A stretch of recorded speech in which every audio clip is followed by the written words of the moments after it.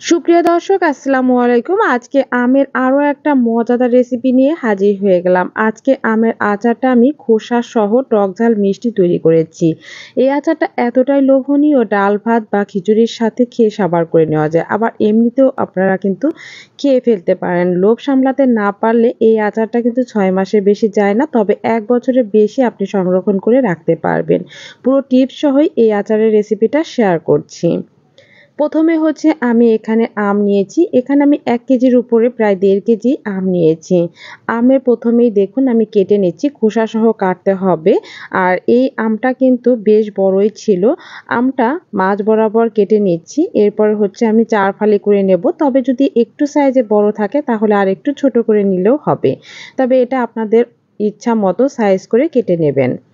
মাঝখানে যে করলা বা বীজটা থাকে সেটা আমি ফেলে দিচ্ছি। এরপর এই অংশটা একটু বড় ছিল সেটা একটু কেটে ছোট করে দিচ্ছি। ছোট করে নিয়ে তারপর হচ্ছে ছুরি, কাঁচি বা বটি যেকোনো কিছু দিয়ে এভাবে দাগ কেটে দেবেন। এতে করে আমের ভিতরে খুবই সুন্দর মতো মসলা যাবে এবং খেতেও অনেকটা ভালো লাগবে। প্রত্যেকটা আমই কিন্তু এভাবে কেটে নিতে হবে। আপনাদের সাথে আমি একটা আম কেটে শেয়ার করছি যে কিভাবে প্রত্যেকটা আম কাটতে হবে। আর অবশ্যই কিন্তু এই আমটা এভাবেই ৪ ফালি করে ছোট করে নিয়ে কেটে নিতে হবে। আর এর মধ্যে কিন্তু কোনো প্রকারে পানি থাকা যাবে না। সবগুলো আম কাটা হয়ে গেলে একটা স্ট্রেনারে বা একটা প্লেটে বা বড় একটা সার্ভিং ডিশের মধ্যে দিয়ে তারপর হচ্ছে একটু রোদে দিয়ে দেবেন। ১০ থেকে ১৫ মিনিট একটু রোদে দিলে পানিটা এক্সট্রা যে থাকে সেটা শুকিয়ে যাবে।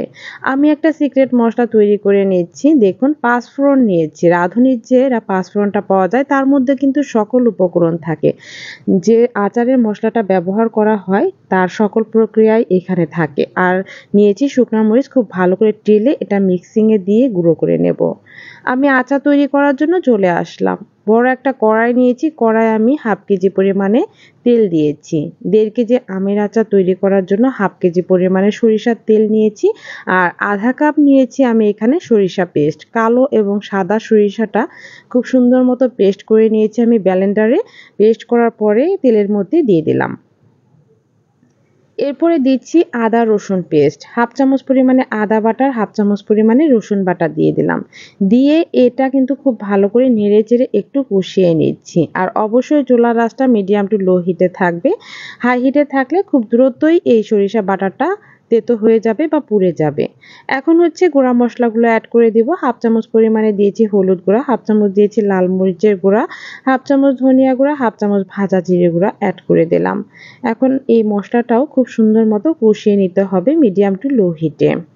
আমার কাছে মনে হয়েছে ঝালটা একটু কম হয়ে যাবে, এজন্য আরও অল্প একটু ঝালের পরিমাণ আমি এখানে অ্যাড করে দিলাম। তবে ঝালটা যদি আপনারা বেশি পছন্দ না করেন তাহলে স্কিপ করতে পারেন। আচারটা আমি টক ঝাল মিষ্টি তৈরি করব, সেজন্য সমানভাবে সবকিছু ব্যবহার করার চেষ্টা করছি। স্বাদ মতো আমি দিয়ে দিলাম 1/2 চামচ পরিমাণের লবণ। লবণটা অবশ্যই দিতে হবে, কারণ যেহেতু আমে টক থাকে, টকটাকে ব্যালেন্স করার জন্য টক, মিষ্টি এইগুলোকে ব্যালেন্স করার জন্য অবশ্যই লবণটা ব্যবহার করতে হবে। এখন দিয়ে দিচ্ছি আমি কেটে রাখা আম। এই আমটা কিন্তু আমি ১৫ মিনিটের মতো শুকিয়ে নিয়েছি। তারপরও হচ্ছে এর মধ্যে যে পানি থাকে সেটা অবশ্যই বেরিয়ে আসবে। এখন আমি স্প্যাচুলার সাহায্যে উল্টিয়ে পাল্টে একটু নেড়েচেড়ে নিচ্ছি। এখন হচ্ছে চুলার আঁচটা মিডিয়াম আঁচে আছে। মিডিয়াম আঁচে আচারটা তৈরি করে নেব। উল্টিয়ে পাল্টিয়ে আমি একটু সময় নিয়ে কষিয়ে নিয়েছি। ১ থেকে ১.৫ মিনিটের মতো কষিয়ে নেওয়ার পরে এর মধ্যে ১ কাপ পরিমাণের আমি চিনি ব্যবহার করেছি। আর 1/2 কাপের মতো দিয়েছি সাদা সিরকা। আর এই সাদা সিরকাটা দেওয়ার কারণেই কিন্তু আচারটা সারা বছর ভালো থাকবে। আচারটা একদমই নষ্ট হয়ে যাবে না বা কোনো প্রকারের ফাঙ্গাস ধরবে না। চিনির পরিমাণটা অবশ্যই আপনারা বুঝে শুনে দেবেন। যেহেতু আমি বলেছি টক ঝাল মিষ্টি আচার তৈরি করব, সেক্ষেত্রে আমি ১ কাপ চিনি ব্যবহার করেছি। যদি প্রয়োজন হয় তাহলে আপনারা আরও একটু বাড়িয়ে দেবেন। নেড়ে চেড়ে খুব সুন্দর মতো আচারটা রান্না করে নিচ্ছি একটু সময় নিয়ে। ৪ থেকে ৫ মিনিটের মতো সময় লাগবে এই আচারটা তৈরি করতে। উল্টিয়ে পাল্টিয়ে নেড়ে দিচ্ছি। দেখুন, আমের মধ্যে থেকে কিন্তু বেশ কিছুটা পরিমাণে পানি বের হয়ে এসেছে। আর এই পানিটা শুকিয়ে যখন তেল ভেসে আসবে তখনই বুঝতে হবে আচারটা হয়ে গিয়েছে। আচারের টেস্টটা বাড়ানোর জন্য আমি দিয়ে দিলাম এখানে ১ চামচ পরিমাণে বিট লবণ। আর যে মসলাটা আমি ভেজে নিয়েছিলাম সেটা গুঁড়ো করে এখানে ২ চামচের মতো ব্যবহার করেছি। আর বাকিটাও কিন্তু আমি রেখে দিয়েছি। অন্য কোনো আচার তৈরি করলেও সেখানে ব্যবহার করা যাবে। একটু বেশি পরিমাণেই আমি তৈরি করে নিয়েছি। এখন নেড়ে চেড়ে দিচ্ছি আর দেখতেই পাচ্ছেন আস্তে, আস্তে কিন্তু তেল ভেসেও আসছে। তেল ভেসে আসে তার মানে কিন্তু আচারের মধ্যে কোনো প্রকারেরই পানি নেই। এখন আমি আলতো হাতে নেড়ে চেড়ে তারপর নামিয়ে নেব। আর দেখতেই পাচ্ছেন এর গ্রেভিটা কি সুন্দর হয়েছে। কালারটাও কত সুন্দর এসেছে। আচারের যে অথেন্টিক যে কালারটা থাকে সেটাই কিন্তু চলে এসেছে। এখন চুলার আঁচটা আমি অফ করে দিয়েছি। তারপর একটা ট্রেতে নিয়ে আমি রোদে দিয়েছিলাম একবার। ১ দিন বা ২ দিন খুব সুন্দর মতো এরকম ট্রেতে রোদ দিয়ে তারপর বয়ামে আপনারা সংরক্ষণ করবেন।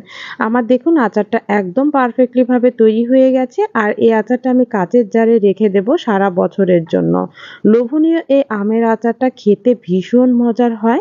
আপনি অবশ্যই একবার হলেও ট্রাই করবেন এই রেসিপিটা দেখে। যদি ভালো লেগে থাকে লাইক, কমেন্ট, শেয়ার করে পাশেই থাকবেন। এ পর্যন্ত আমার লোভনীয় আমের আচারটা দেখার জন্য সবাইকে অসংখ্য ধন্যবাদ। সবাই অনেক বেশি ভালো থাকবেন, সুস্থ থাকবেন। আল্লাহ হাফিজ।